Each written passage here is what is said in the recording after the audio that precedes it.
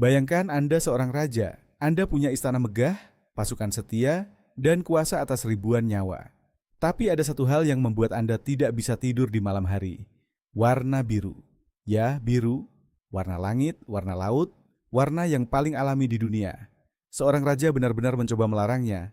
Ini bukan lelucon. Ini terjadi di Prancis pada abad ke-12. Dan ceritanya lebih gila dari yang Anda kira. Raja itu bernama Louis VII. Julukannya, Louis yang muda. Tapi dia tidak muda dan dia tidak bijak. Dia menikahi Eleanor dari Aquitaine, wanita paling kaya dan berpengaruh di Eropa. Pernikahan ini adalah langkah politik jenius. Tapi ada satu masalah. Eleanor mencintai warna biru. Bukan biru biasa. Biru cerah, biru langit, biru yang terbuat dari batu lapis lazuli yang diimpor dari Afghanistan. Warna ini sangat mahal. Harga satu ons biru ini bisa setara dengan harga satu kuda perang. Eleanor memakai gaun biru. Eleanor menghias istana dengan biru. Eleanor bahkan meminta para ksatria mengenakan jubah biru. Louis VII mulai cemburu, bukan pada pria lain, cemburu pada sebuah warna. Dia melihat warna biru dan marah. Kenapa istrinya lebih memperhatikan kain berwarna daripada dirinya? Kenapa semua orang membicarakan gaun barunya, bukan tentang kemenangan perangnya? Lalu dia melakukan sesuatu yang sangat bodoh. Louis VII mengeluarkan dekrit kerajaan. Hukum resmi yang ditandatangani dan disegel. Isinya, tidak ada seorang pun di kerajaan Prancis yang boleh mengenakan warna biru. Bukan hanya di istana. Di seluruh negeri, biru dilarang. Diharamkan, tidak boleh dilihat. Bayangkan hari Senin pagi. Anda bangun, membuka lemari, dan semua pakaian biru Anda tiba-tiba ilegal. Ya, itu benar-benar terjadi. Para bangsawan bingung. Pedagang kain panik. Mereka punya gudang penuh kain biru yang sekarang tidak bisa dijual. Kerajaan kehilangan uang.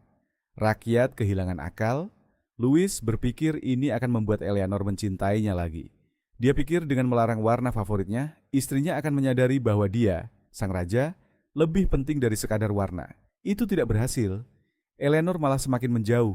Dia mulai mengenakan warna hijau dan merah, tapi yang lebih buruk, dia mulai menulis surat kepada raja-raja lain.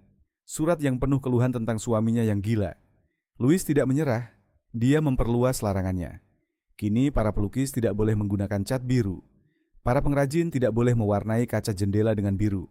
Bahkan bendera kerajaan yang tadinya memiliki aksen biru diubah total. Raja Prancis menjadi bahan tertawaan seluruh Eropa. Para duta besar dari Inggris dan Jerman datang ke istana, dan mereka melihat tidak ada satupun warna biru di mana-mana. Mereka pulang dan menyebarkan berita. Raja Prancis takut pada warna biru.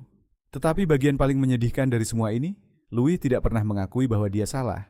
Larangan biru berlangsung selama hampir 10 tahun. 10 tahun tanpa biru di Prancis. Bayangkan itu. Bayangkan langit biru tetap di atas kepala, dan Anda tidak boleh mengenakan apapun dengan warna yang sama. Akhirnya, keadaan menjadi terlalu konyol untuk dipertahankan. Pedagang mulai menyelundupkan kain biru dari Italia. Para pelukis mulai mencampur cat biru secara rahasia di ruang bawah tanah. Louis akhirnya mencabut larangan itu. Tapi kerusakan sudah terjadi. Gereja Katolik yang sebelumnya menggunakan biru sebagai warna rendah mulai mengadopsinya sebagai warna suci karena Louis membencinya. Ironisnya, larangan Louis justru membuat biru menjadi lebih populer dari sebelumnya. Seperti larangan alkohol di Amerika yang justru membuat orang minum lebih banyak.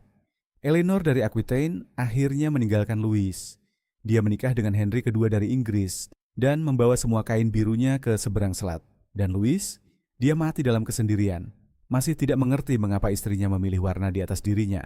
Jadi, pernahkah seorang raja mencoba melarang warna biru? Ya. Dan itu menghancurkan pernikahan, ekonominya sendiri, dan reputasinya. Semua karena dia tidak bisa menerima kenyataan sederhana. Warna tidak peduli siapa Anda. Tapi ada satu pelajaran dari kisah ini. Jika Anda iri pada sebuah warna, mungkin masalahnya bukan pada warnanya.